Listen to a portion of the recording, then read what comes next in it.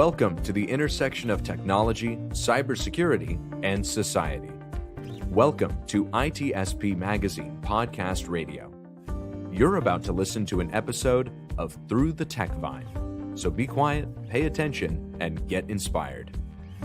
There is one truth that is not told enough. Technology is not magic, but it can be magical. Technology is human. It is part of who we are, our evolution, our future. Will it be a dystopian or utopian one? Well, that is up to us and nobody else. Knowledge is power, now more than ever. Blue Lava is the first business platform for CISOs to manage their security program. Blue Lava guides security leaders to effectively measure, optimize, and communicate their security program with confidence and ease in one platform. Learn more at bluelava.net.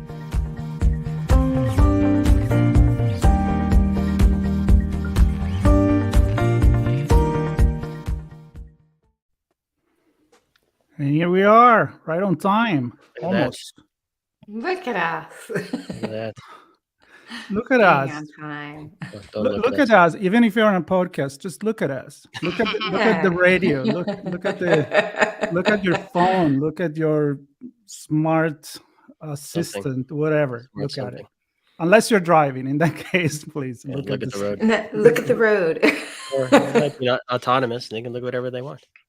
That's right. That'd be great. It's like Right. reading a book and do your things while you're going to work. Or you can just get a train, and we already have that. Have you ever been next to somebody on the highway that's not waiting for the autonomous vehicle before they start reading their book or the newspaper? Like, you ever know that? I'll drive by somebody and they're like, they got the pages in front of them. I'm like, is that safe? Yeah, but we have a problem with giving the okay to autonomous vehicles. But we're letting these idiots drive. Okay, good. So I'm renting a car right now, and the car feels the need to send this really loud, obnoxious, audible alarm to let me know that the car ahead of me has started to move. I don't know if that's common, but that seems Started to move. It's moving away from me. So therefore, I should stop looking at my phone. I think it's assuming I'm doing. And How about you're about to slam into the car? Because that'd be more important. That'd be a good thing to know. Whatever. My car has that though. Does it? Yeah. Oh yeah. If you're too close, it tells you to brake, or if you leave the lane. Yes. Yeah. Yeah. And it comes up with it's a sound and a visual. So yep. But does it actually tell you to move because the car in front of you is moving? No, just right. Just the the warning about somebody braking or something like that. Yep. The lane indicators can be really frustrating. Like that is frustrating as well. Yeah. Yeah, because I live in a town that's was established a long time. Northeast rurally town, and a lot of the roads are very narrow. They just barely are enough for cars to go on either side. So people are always, somebody puts their mailbox out in the middle of the road for a couple of days because they're for whatever reason, and you're constantly kind of having to shift around because the roads are so narrow. And yeah, it's like, sometimes it's just like, I'm like, yeah. Mine does that when I don't have my hands on the steering wheel, because it's supposed to keep the line, but as soon as you leave it like for 20 seconds, like, yep, you have to take control because it's not at level 4 or anything, right? So it's not autonomous completely. So they still want you to have your hands on the wheel. And Jim Morrison has been telling you that for a long time with the doors. Keep your eyes on the road and your hands upon the wheel. Upon the wheel. There you go. So are we going to be rude, or are we going to introduce our guest? Because the people watching us, they already know. They see the name. They see a big red, like bright red shirt. Sixers. There you go. And the person behind that, and in front of a lot of books, it's Tracy InfoSec Sherpa Maleeff. Yes. Welcome. Hi. Thank you so much for having me. Yes, I'm Tracy Maleeff, also known as InfoSec Sherpa, and I am a security researcher with the Krebs Stamos Group, and I'm thrilled to be here today. And I am representing my hometown, Philadelphia 76ers, and a very big game tonight, so I'm very excited. What kind of game? What are the 76ers? What do they play? Basketball. Oh, tennis. okay. Yeah. Table tennis. It's And basketball, right? it's basketball, Okay. and it's a big game because so if you don't know about sports, this will mean nothing to you, but it's Ben Simmons' return to Philadelphia. He was a problematic player, to say it politely, with the Sixers, and now he is returning with his new team. And if you know anything about Philadelphia sports fans, we are just welcoming and hospitable. So it's going to be a fun evening. That was very sarcastic. It's going to be chaos. But I'm very All excited right. to watch the chaos on television. So. Yeah, I think so. I'm from New England, and I think I heard you hear things, right? And when Tom Brady came back to play, I think that was a big sort of a similar thing, a big deal with football. Oh, sure, Yeah. yeah, and The other end of especially the spectrum, though, I think, right, Tracy? um well, I mean, I think a lot of Patriots fans were not happy with him leaving, No. but there's Oh, also right. yeah, so but it is different, yeah, because yeah, Ben really he really turned on the fans when we did support him initially. Um so I don't, but this isn't a sports talk, so I won't get get into that, Although I'm but interested yeah. in your team now. So- Marco, does this match up with the script? Oh, Yeah, shit, yeah. we forgot the script again. Let me show you the script. A really 39 carefully written There we go, 39 script. okay. episodes. Yeah. We keep It's a forgetting the white script. piece of paper. So honestly, Tracy, Well, whatever you want to talk about. there really is an interesting intersection between tech and sports, actually, and actually cybersecurity more so, Okay. because a lot of these players need to be educated on, locking down their accounts or not locking them down, because a lot of, that's part of their brand, right? And endorsements and things like that. So you figure, okay, an athlete will likely be verified, right? If they're a big enough, caliber athlete, likely have to keep things open because it's part of their brand and other revenue streams and things like that. But to educate them on, hey, if somebody DMs you a link for something, be careful about that or what that means. And they're most very likely prone to catfishing and other sort of social engineering. So yeah, there's a lot to do with that. And then in the arena too, my husband and I go to a lot of basketball games, a lot of Sixers games. There's just QR codes everywhere. There's all kinds of and again, I don't want to get into the whole QR debate. I know they aren't inherently bad, but again, it's just one of those things. They put a giant QR code up on the screen in the arena, and I know it goes to a legitimate Sixers site, but in my mind too, I was like, wow, that'd be a really wonderful way to, to get a lot of people on board, like all the Super Bowl ads and things like that. So it's it's a really interesting intersection between tech and cybersecurity and sports that I don't think a lot of people really bring up or talk about. I know a lot of sports teams. I actually know one or two people who work for sports teams as cybersecurity analysts. Because you figure they have to keep, their website up, they have to keep their physical security and all the other security too. And a fun thing that I learned about someone I knew who worked for a baseball team was that she actually had to work during the games, which initially I thought, like thinking of threat models, I thought that maybe that wasn't something like that she'd have to do. I thought maybe it would be like a typical 9 to 5, but then it dawned on me. I was like, well, yeah, like somebody, if they wanted to disrupt a game, that would be the opportunity to do it while things were playing and, maybe taking over the website or, something like that. So I was just surprised when she said how she worked every game and then, thought about threat model. I was like, oh, right, that Yeah. makes sense. Okay.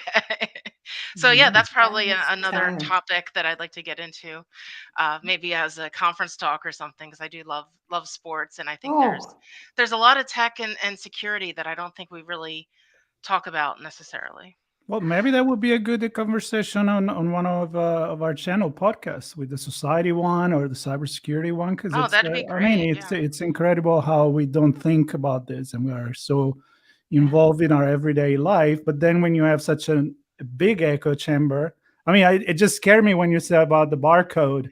What if like 60,000 people just scan that Yeah. and that's been hacked, and all of a sudden like something really bad happen? It's kind of like an amplifier for for everything. That's Yeah, that's isn't that also called? And I always it's a not a water cooler attack, like the water pond or something. Watering hole. It's a That's watering it. hole attack. Watering Yeah. hole. That's it. Yeah, yeah. So basically, yeah. To me, in my mind, I see the QR code up on the screen of the arena, and even though I forgot the term, I knew what I meant. I was like, yeah, that's a great way to do a watering hole attack. So, yeah, the other thing I was going to mention too is that I don't think people think about is uh, the how crucial cybersecurity is for these teams as it relates to their financial value. And I remember explaining this to Yeah. someone recently because I said, okay, you could really tank the value of a team if somebody compromised their Twitter, for example, their like verified millions of followers Twitter, and said that they were trading their star player or, Right. or something like that. And if you don't follow sports, maybe that's a little hard to comprehend, but like that could really do a lot of things for that could cause sponsors to get alarmed. That could have a lot of financial and Yeah. reputational ramifications for a sports team that I think that people really need to factor in when they're doing assessments of organizations like that. yeah, and that applies on other brands. I mean, the value of Oh yeah, being yeah, for sure. But I cybersecure. think that Yeah. people forget that it applies to sports teams. Oh, absolutely. Yeah, There is a lot of money there. That's what we yeah, need there's to so remember. much Yeah, money there is. involved and everything. And yeah, like I mean I know that people realize that for, big name brands, but I feel like especially if you're not into sports, you kind of have a blind eye towards the the crucial parts of cybersecurity and tech as it relates to a sports team. So again, as a sports fan, yeah, if my favorite soccer slash football, I'm gonna say football for our international listeners. I cheer for a Premier League team, Everton. Represent, go Blues, go Toffee. So if Everton, had their Twitter handle compromised and they tweeted out, that they were doing a lot of crazy moves and things like that, yeah, not only would upset the fan base, that would just cause all kinds of damage. So yeah, it's very interesting. And I do have a funny social media story as it refers to a Premier League football soccer team. A couple years ago, Manchester City did a Twitter chat. And every time they did the Twitter chat, they would use the hashtag ask and then the player's first name. So say it was, he didn't play for them, but say Ronaldo, it would be like hashtag ask Ronaldo. Well, this player they picked one time, his first name was Jesus. And if you know Spanish, you know that Jesus is spelled and looks like the English, word Jesus. So for the hashtag Ask Jesus was trending because of their Twitter chat, and some of the queries were kind of funny. It was things like how can you score so many goals and walk on water at the same time, and things like that. So fortunately, in that case, nothing bad happened because people were just having like good fun with it. Nothing, I didn't see any outrage. It was just kind of a funny thing, but you know that's all it's just all it takes is one thing to go terribly wrong and you're sinking a brand. So yeah, so that's and thus concludes my TED talk about sports and cybersecurity. Did anybody ask for advice and then say, because we want to know what Jesus would do? I don't know. I didn't follow What it would that Jesus closely when do? it was happening. I saw all of it after the fact, and when I was a librarian at the time, and I remember working it into a lot of my Twitter talks that I would give. I used to give a lot of talks at librarian conferences about advanced research tips and advanced use for Twitter. And when I would talk about doing research on Twitter, I'd always bring up that as an example of if you're going to do things like have a Twitter chat or put things out there, like you know, double check what the hashtag is, Mm. for some practical things like, make sure it's not someone else in use somewhere else or to mean something else. Um, I mean, I think there's probably been white papers written about all these kinds of faux pas. There was a trending hashtag when Margaret Thatcher died, and it was just Thatcher died. But if you read it a different way, it said that Cher died. Cher the Oh, singer. Yeah. sure. That So share died. yeah, Yeah. that share Okay. died. Yeah. What's another one? There's also been some just really terrible ones that have blown up in the faces of organizations that maybe they didn't understand what the hashtag meant. And I can't remember what the hashtag was, but it was a couple of years ago. And it was something um, to speak up against domestic abuse. And a pizza company saw it, and I don't think they knew what it was about. And they put this tweet out, and it was very insensitive. And it really came across very poorly because someone who was manning that account or womaning that account, steering that account, um, clearly didn't understand what that hashtag meant. So there's a lot of things you have to be But mindful you of. know that even before the internet, there was a lot of example in marketing and where you do an advertising campaign, where especially if it's international, you need to be careful because sometimes there is a double meaning. Sometimes they use a word. There was a famous one about back in the, I think it was in the 70s or 80s, about the Nova car. I was going to Right. say that Yes, doesn't Which, Nobel. go. Yeah, which it also doesn't in go. Spanish means nova, means new. So I mean, I can Yeah. see that, but also you can break it in nova. But I mean, honestly, you just can't think it over. But I agree with you. A little bit of research, especially when you're posting to millions of people in the audience, that will be definitely advised. That's why I don't let Sean use the ITSP magazine account, I because get I no never know. access to that. No, he's not. He's not allowed. What's up with you? Why are you wearing a hat? I mean, a hood. I'm a Are you a hacker hacker? Are you Okay. cold? today. I'm hacking today. You're hacking today. What are you hacking today? I'm hacking news. Hacking news. News No, it's hacker. interesting because I think what we're talking about is it's all perspective, right? Everybody has their own perspective, and I think we're presented with information, and we can choose to take it at face value or apply our own perspective or our own bias to the data and come up with our own conclusions that may have nothing to do or have no results or impact like it was intended to. And I'm not going to use this for my news, so I'll go ahead and bring it up. But there's an old article about analyzing World War II planes where they're looking at where the planes were shot. Right. I love that one. Yeah. Yeah. Yep. And actually realizing it's where they didn't come back safely, Yeah. right? That it was the data that they couldn't see that was really Yeah. the data they should have been looking for. And Yeah. so having that perspective to know what to look for and how to analyze it, I think is also interesting. Yeah, it's And like I think on your face, but you thought it in a different way. right. Like, oh, look, that's where all the holes are. So Yep. we need to play that Yeah. part. Yep. But those are the ones that came back. So you Right. need to play the other parts. Exactly. Exactly. Yeah. So that's not my news today, but it was very connected to this. No, And you I burn think it. You burned in your news. I'll burn my news. Damn it. Yeah, sorry. Where's the social handle? I need to. You're so unforgiving, Marco. I need to Hashtag log burn. in and complain on social media that Marco.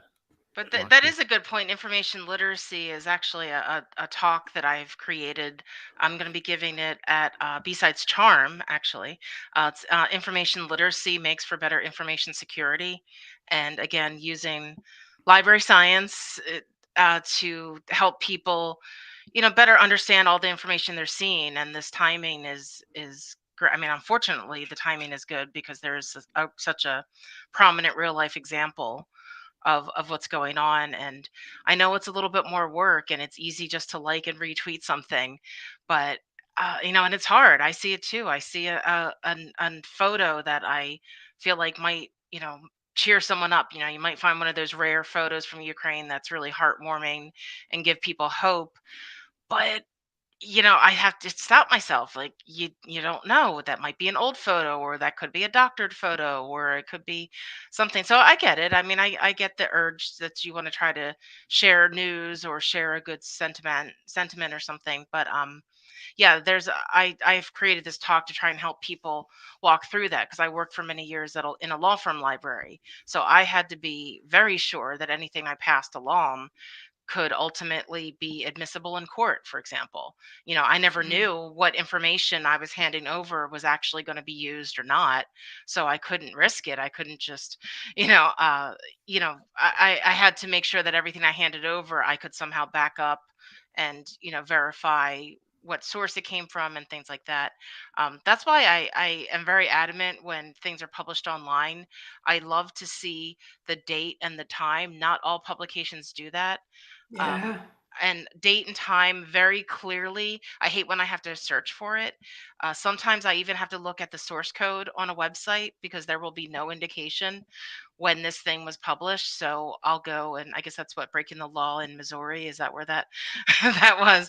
Um, but I shouldn't have to look at a source code to know when your article was posted. And that actually seems a little suspicious to me, that you're not putting a date and time to something, because that's context, right? If you publish something, uh, if you publish something before, say, the invasion of Ukraine, um, that would, and like that would make sense then, or like if you posted something after, like I like to have context of when these articles were posted, because that also kind of gives you an idea of, okay, well, this, they posted it then, okay, but X didn't happen yet, so they wouldn't have had that information in there, so that's on. So then let me look for something after this date, because then that information would have been out there. So that's kind of how I think of, okay, let me judge if when these things were posted, and figure out if it's really the best source. And that's why I love librarians so much. And I'm gonna pass so we can start with the first news to Diana. But there is one quote that I think Tracy, but it's from one of my favorite writer, Neil Gaiman, and he said, "Google can bring you back 100,000 answers, and a librarian can bring you back the right one." I thought you were going to say his other famous quote that has a curse word in it about No, I librarians. went with this one. It's much shorter, but it's very relevant Yeah. to what you Mhm. said, because it's No, like, absolutely. Yeah. I mean, at the end of the day, it's not the quantity, It's the is the quality. Yeah, quality that you for bring back. sure. Yeah. There's a librarian joke that, nobody knows that all the dead bodies are buried on page 2 of Google results. Um, And the other one I love is, there's a coffee mug that says, "Please don't confuse your Google search with my Master's of Library and Information Science degree." Exactly. Yeah, like I hate that when people are like, "Well, I looked it up," and I'm like, Yeah. It's on the internet. like, yeah, I have a master's degree that I had classes where literally all we did was do research, and we were graded on how we did research. It didn't matter if the answer was right or wrong.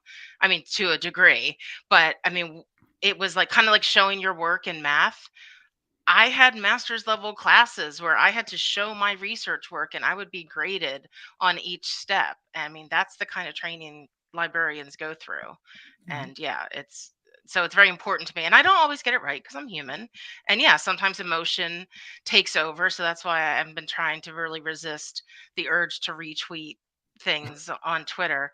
And it's hard, well, especially now. But yeah, I just do my best, and I try to help people along the way. But man, if you try to tell someone that they're spreading misinformation, boy, do they not like that. Mhm. Yep. And I'm not going to name any names, but some of them are infosec professionals that I've had to kind of, privately say to them, like, "Hey, you posted that thing, and it's not true, and here's some other resource." And I'm told to mind my own business and back off, and I'm like, "Okay, Yeah. sorry No. for trying Mhm. to help." So Yep. And Diana, do animals reshare information that they get without understanding it? Like whales, trees, tomatoes. Lima beans. Yes. They do. And that actually is No there's way. a way.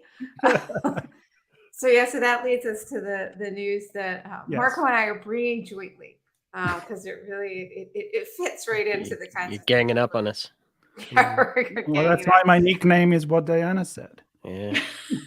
So it's actually, we came across this in Wired, and it's a book that's being published by Princeton University Press, written by Justin E.H. Smith, called "The Internet Is Not What You Think It Is: A History of Philosophy, a Warning." And he's put this excerpt out in Wired, and I have read the excerpt twice. It's extraordinarily dense. There's tons of ideas in here. So let me just preface this up front that please go and read this article. We're going to obviously, as we always do, post the link because I'm sure I'm going to not have grokked some of these properly. And it's really just more for a conversation, but it's a really dense and really thoughtful piece that it kind of looks at two things. One is, what is a technical advancement? What really advances society? Which is an interesting topic that I've been thinking about even like this week. For anybody that's watching, I love a soap opera. I love a good soap opera, which means I love the Gilded Age right now, which is a Julian Fellows soap opera. He did the Downton Abbey, so they're really great soap opera. This Gilded Age is about folks obviously in the Gilded Age, late 1800s in New York. And this week they went to the New York Times building to see it lit up by Thomas Alva Edison because electricity didn't exist. Like it wasn't harnessed. Obviously it existed, sorry, but it wasn't harnessed the way that we use it now. And so this was a big advance. They didn't have to use like the coal gas to light the lamps in the house, which also just makes my lungs hurt a little sometimes when I think about that. It was a good episode. The Gilded Age. It was a good episode. Yeah. They're all. Julian Fellows knows how to stir the drama. But so thinking about what's a true advancement, when we harness electricity, what's changed, and he's looking at it with the internet, so what it has advanced, and then also what actually what is an actual advancement versus what just sort of organic, and do we need to think differently about what humans build and create as artifice versus what nature is doing already, and how do those intersect, and can we separate them even?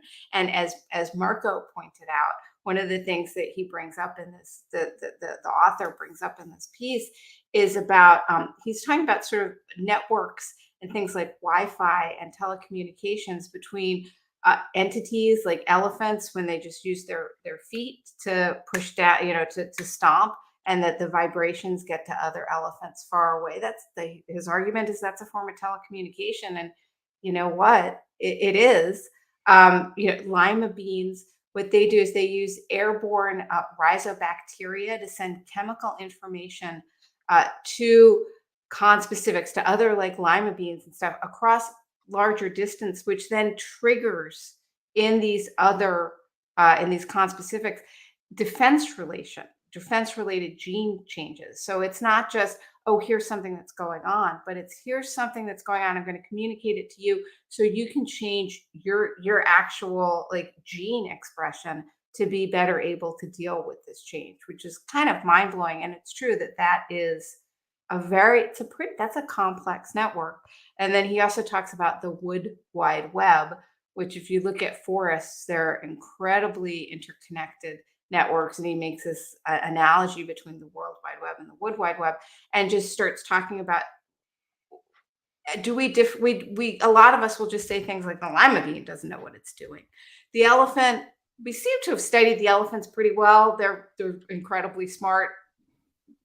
There's a lot of agreement that the elephants know that they're communicating. It's not just random, but the lima bean, right? And then he's talking about with the interconnectivity in the forests. Is the Wood Wide Web an intelligence network if they're not aware of the intelligence?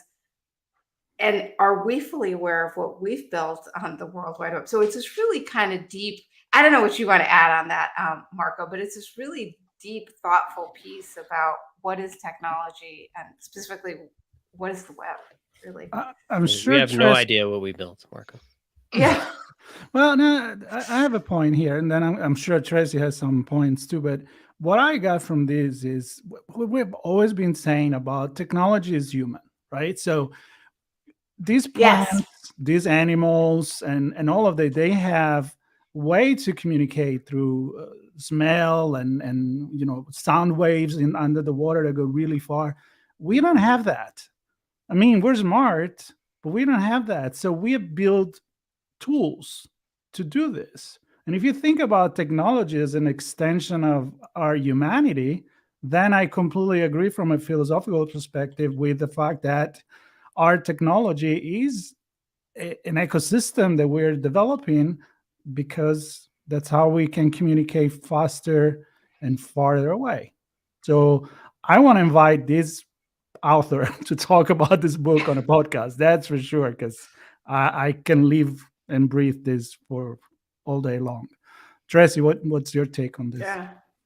Yeah, I mean, it doesn't surprise me. I mean, we see this in nature all the time, ants, the formations, birds, the formations that they take.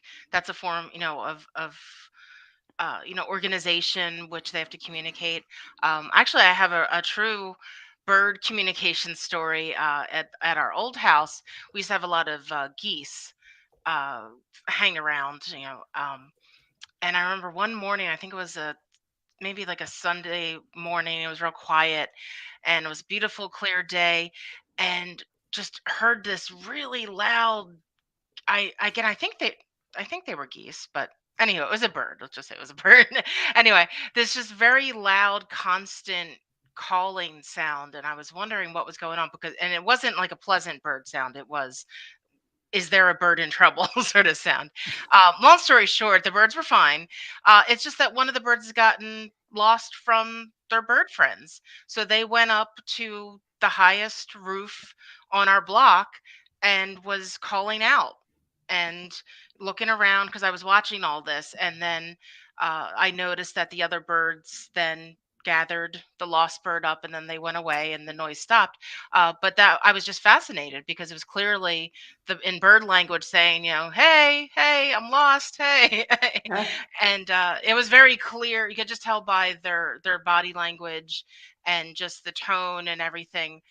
You could just tell it was some sort of cry for help that I'm lost, because then once it reunited with the other birds, it seemed fine and they all flew away. So it made a big impression on me, because there's definitely those interconnected systems with animals that I think we probably should pay attention to more, but maybe the ship has already sailed because we've already been, doing this whole, interwebs thing for a little bit now. But yeah, there's definitely a lot of lessons to learn from nature, uh, you know, plant, flora and fauna, about communication and interconnected things. Yes, definitely.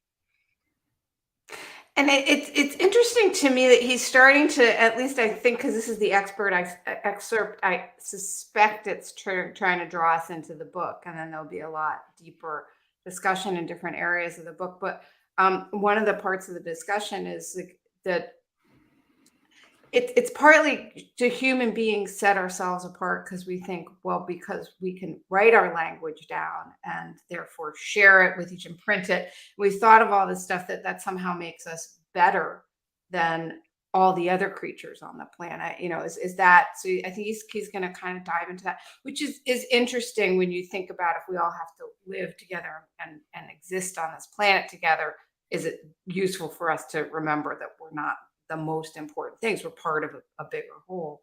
And also just in terms of like, I wonder if he's going to dive a little bit into what happens when you have the power to maybe go faster than how nature would have gone, which is what I think we've done with the internet.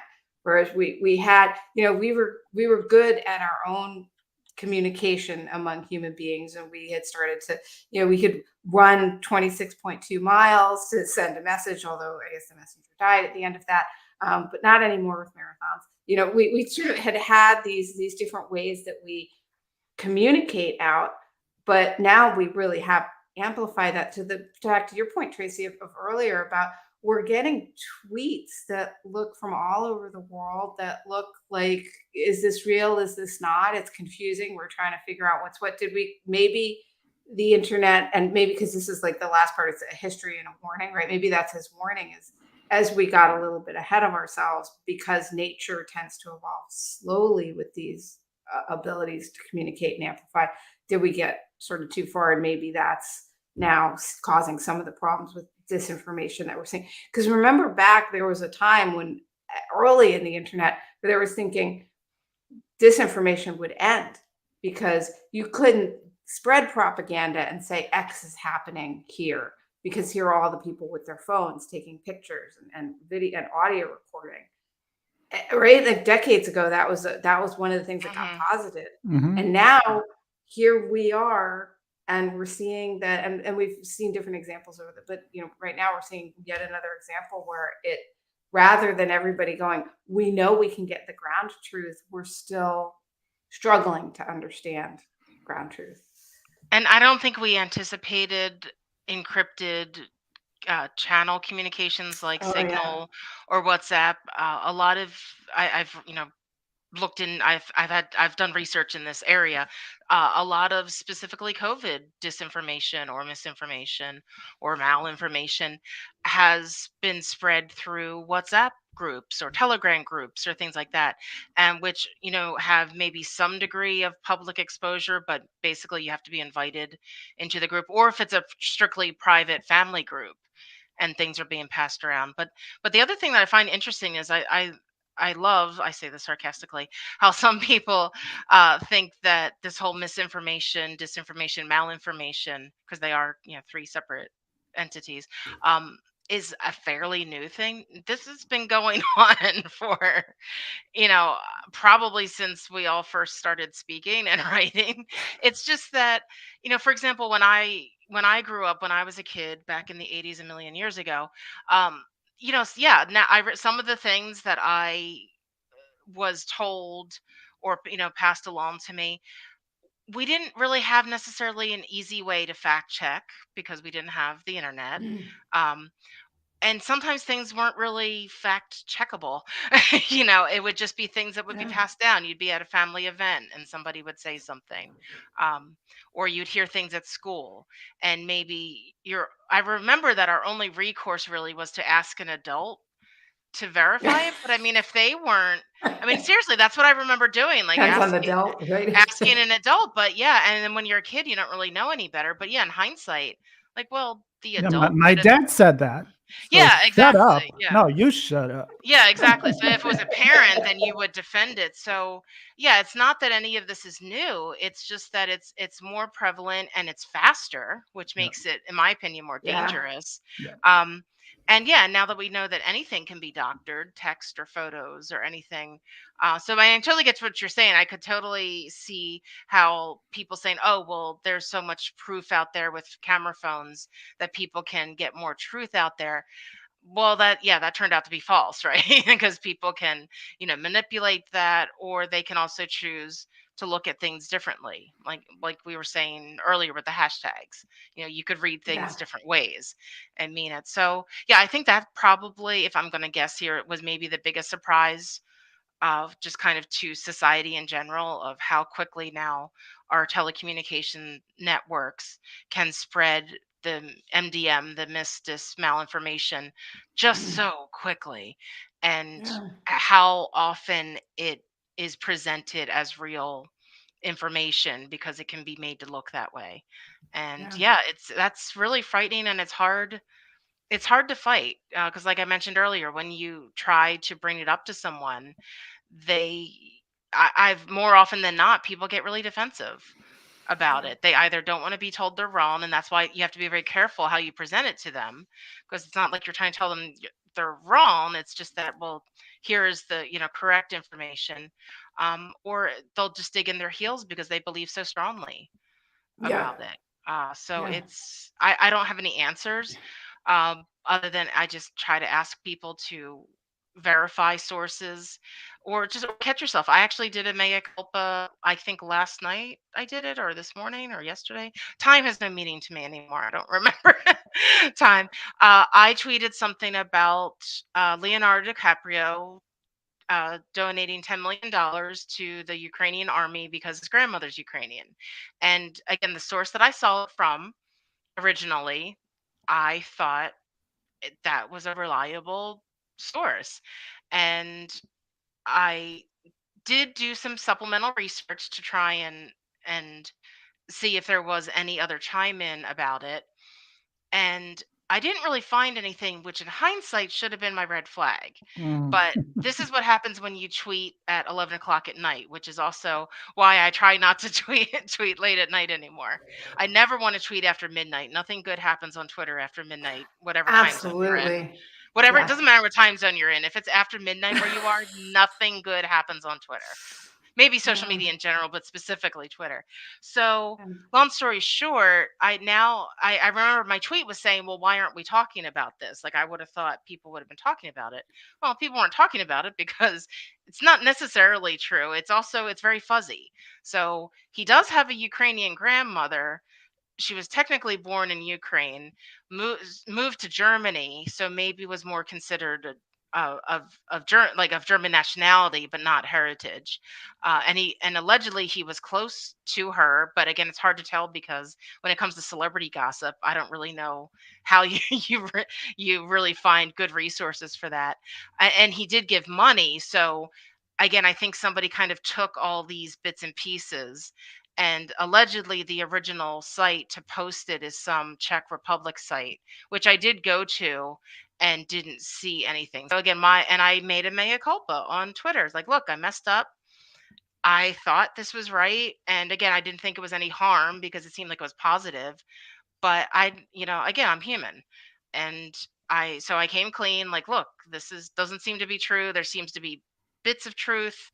So here's information, go make your own deduction. And yeah, and that just was a lesson for me. And I don't mind sharing that because I'm not trying to say that it's easy to do this and that no one's infallible about putting out information. So I don't mind sharing my failures because I want people to understand that it's something we all have to keep working on.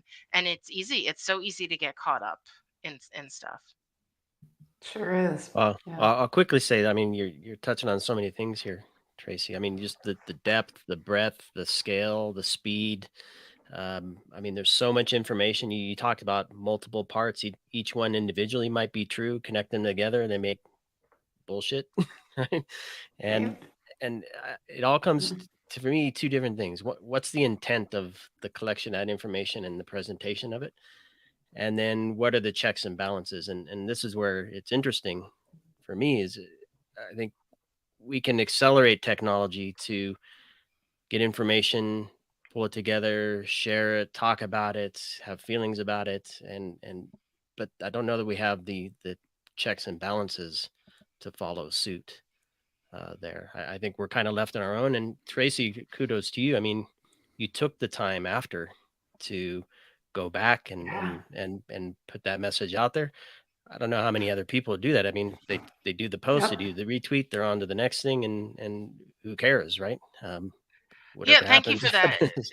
Yeah, I mean, well, and it means much to me, and I feel like I have a personal responsibility that if I'm going to be giving these conference talks of telling people some best practices, well, I better practice what I preach, and that means failures too, and where I messed up. And I did think about it. I did have the first thought of I should just delete the tweet, but then I thought, well, that doesn't really solve anything because you already put the information out there. Hmm. Sure, the tweet will go away, but screen caps last forever. Right. And I didn't want to hide anything. I messed up. So that's when I decided, all right, how am I going to go about this? So so that's why I took that approach, because I was just trying to think of what's the most responsible way, in my opinion, to address this. And that's how I did that. So yeah, so thank you for that. I'm just, like I said, I'm just trying. And something you said actually just reminded me. I liken a lot of this. Have you ever seen the cooking show Chopped, where they give Yeah. you a basket full of food? I kind of feel like that's a good analogy for misinformation and disinformation and things like that, because like you were saying, like you can pull things from different places. Yeah, you can pull liverwurst and strawberry preserves, together in a dish. Does that necessarily make it a good dish? Right. Like it's that kind of thing. Like you open up, you're on Chopped, you open up the basket, and there's all these like fakakta things thrown Yes. together, and you're It's a supposed to make scorpion lollipop. yeah, you're supposed to make something from it. And sometimes it's a success, right? Sometimes, you're blown away. But yeah, other times, yeah, you get some really crazy combinations or unsavory combinations. And I feel like that's kind of the same thing with all this information. When you start pulling Frankenstein's monstering information, if you're pulling things from different places and slapping it together and calling it the truth or calling it a dish, you're either going to get chopped or you're going to have the monster run loose. So wow, I need to remember that for a future talk. I think I like that whole imagery there. Yeah. Well, that's why I brought up the intent piece. And I don't know if we just think of fire as technology, right? It probably took us a lot of tries to figure out how to start it, how to keep it, how to use it. And when we burnt ourselves, we thought, okay, we're not going to do that way again. Right? We'll try something different. And I just don't know, unless it's in the healthcare space where perhaps somebody's life is in jeopardy because of misinformation or something. I just don't think we have the checks to say, ooh, that hurt, right? Because when does it hurt? And does it hurt us or does it hurt somebody else? And do we care enough about somebody else that we hold that check back? I don't know. And I feel like So that's a great challenging. segue to, if you don't mind, because I'm keeping an eye on the time here, if I can bring up my article, because I really wanted Yes, to please. bring this up. I apologize. I feel like I've been like taking control of the whole conversation here. No, You're please. our That's guest. why otherwise people always hear us blubbing. So at least they're making some really good points. Great, thank you. Unlike we do. Yes, I know. So the article I wanted to mention, I believe it's actually from 2019. It's from DW, which is German for, somebody help me here, is it Deutsche Welle or something like that? But anywho, I just want to again give the citation of what I'm looking at here. So it's the topic of digital colonialism. So the title of this article is Digital Colonialism, Cheap Internet Access for Africa, but at what cost? And I wanted to mention that as my starting point of what I wanted to talk about today is I don't think that this is an area that enough people are concentrating on, is Africa as a whole, as far as technology and cybersecurity goes. And the digital colonialism is a really interesting aspect to it. Um, and that's just one part of it, because then followed up with the same publication has an article from today saying Russia's re-engagement with Africa pays off. And that's kind of what I'm talking about, is so Africa is, as a continent, is really ripe for positive development, for information, for cybersecurity, for technology, but it's also really susceptible, and it's already been going on for years, for some negative influences and investment and things like that. There's a lot of Chinese investment in Africa. I know that there's also a lot of Russian integration into Africa. So specifically when it comes to cybersecurity and students and professionals, I do a lot of mentoring of African students and cybersecurity professionals.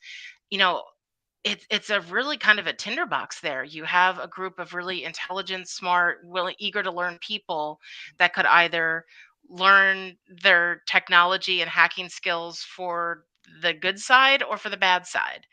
And I don't think enough attention. I unfortunately, I think a lot of, shall we say, maybe some unsavory influences are maybe pumping more money into that than the influences for good. And that's where you come up with then the Yahoo boys and other scammers like that, because they can't really make money any other way than through black hat hacking.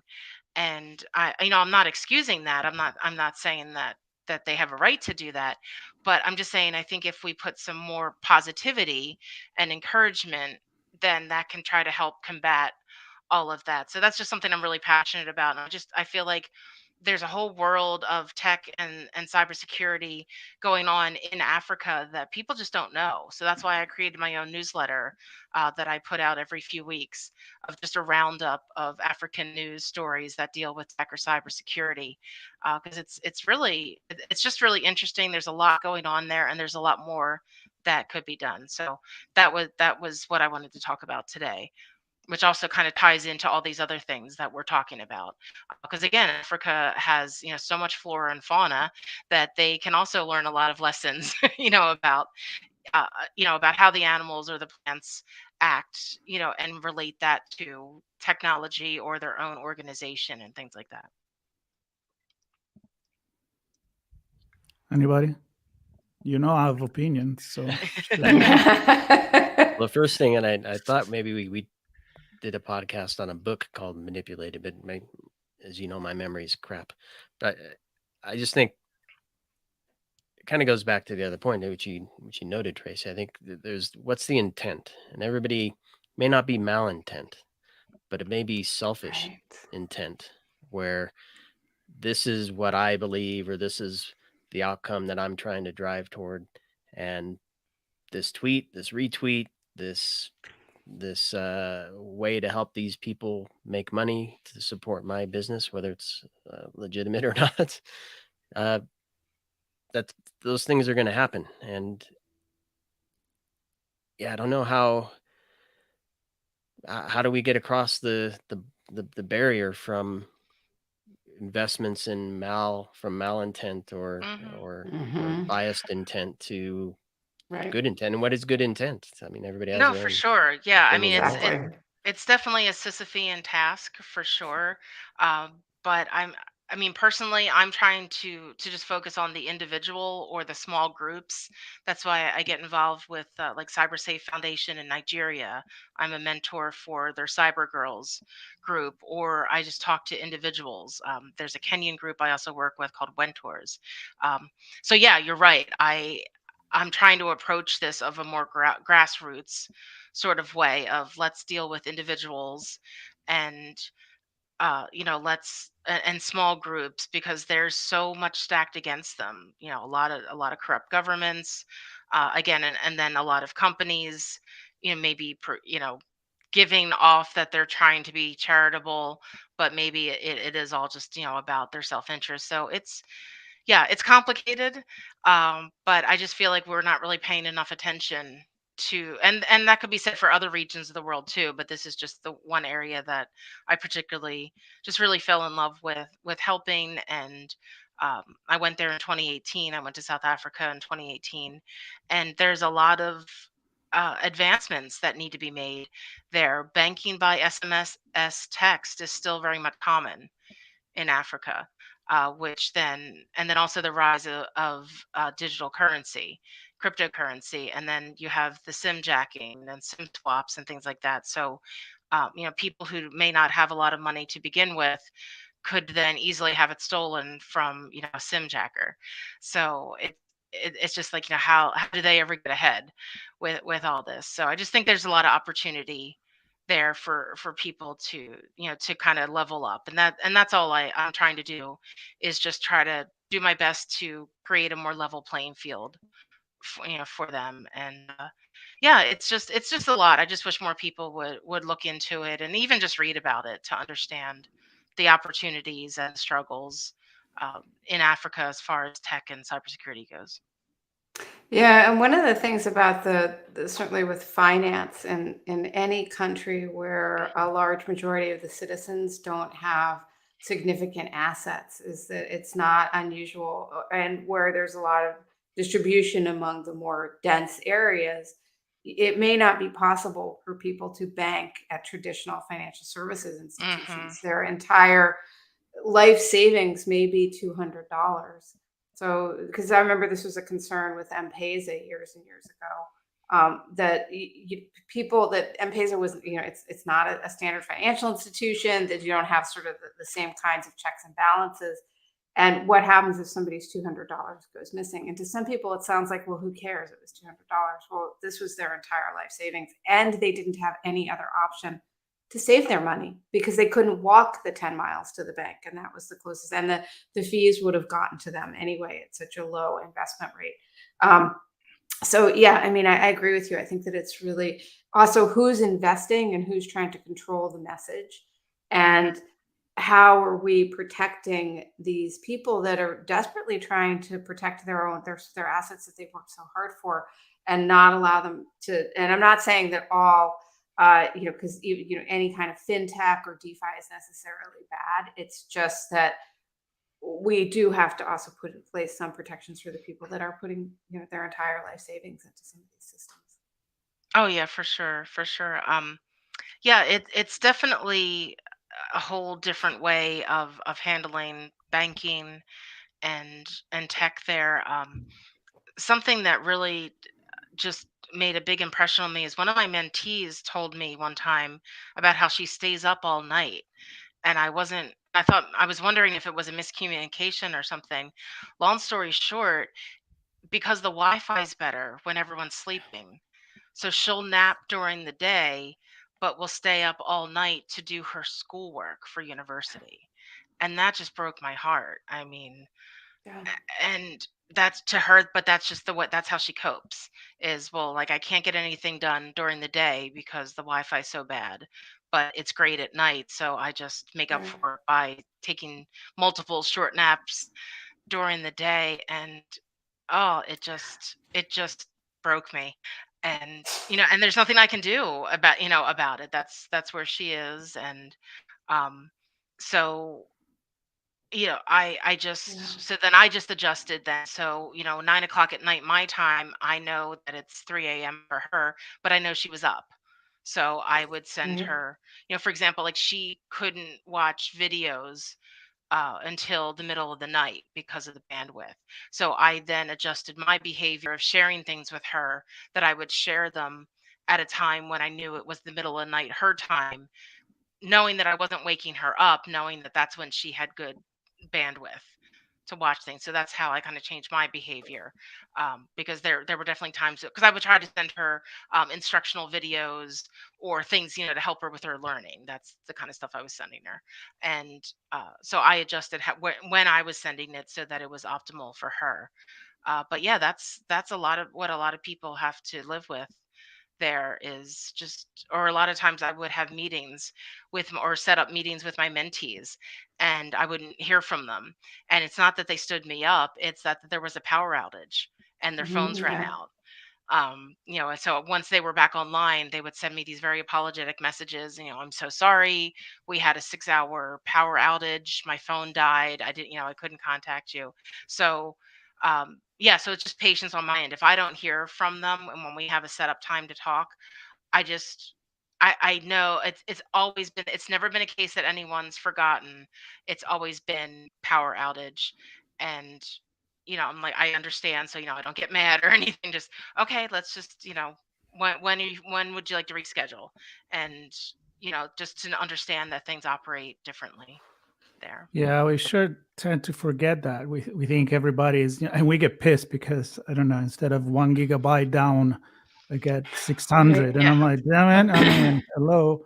But Yeah. no, those are all great point, and I know we have to wrap here because we Mhm. are at the hour. Uh, yeah, I mean, a fantastic conversation because it went from the communication, the concept of propaganda, the concept of cultural influence, and how that can be done with the digital mean as well. Like I can give you access, but you have to use my product. I'm thinking, or my social media. I'm not going to put a name of a company to it. And how we need to think in this way for everyone. And maybe I agree with the wood wide web, where the problem comes because we always want more and we always find a way. I'm really impressed by when you said that we could kill fake information or propaganda because now we have the fact check, and then no, then we had to create Right. fake video and and fake everything. And so that would have been perfect. I mean, the original idea of the internet for me, it was awesome. And now, not so much. But let's see if we can put it back in the can a little bit. So thank you so much, Tracy. Wonderful to have you. You put a lot of different spin into the conversation. So we really appreciate that. Feel free to come back anytime you want. Just let us know. Always welcome. And Sean, I'll see you next week. Diana as well.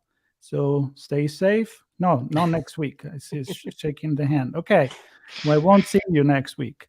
All right. We'll see someone else. All right. All See, right. we'll figure it out. Yeah. We'll figure it out. The show right, will be thanks. there. Somebody will be on. Tracy was on this week, and thanks, Yes. Tracy. Thank you Thanks so much for everybody having for me. listening, Here. and we'll catch you next time. All right.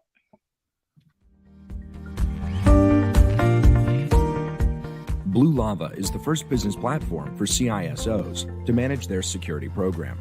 Blue Lava guides security leaders to effectively measure, optimize, and communicate their security program with confidence and ease in one platform. Learn more at bluelava.net. We hope you enjoyed this episode of Through the TechVine podcast. If you learned something new and this podcast made you think, then share itspmagazine.com with your friends, family, and colleagues. If you represent a company and wish to associate your brand with our conversations, sponsor one or more of our podcast channels. We hope you will come back for more stories and follow us on our journey. You can always find us at the intersection of technology, cybersecurity, and society.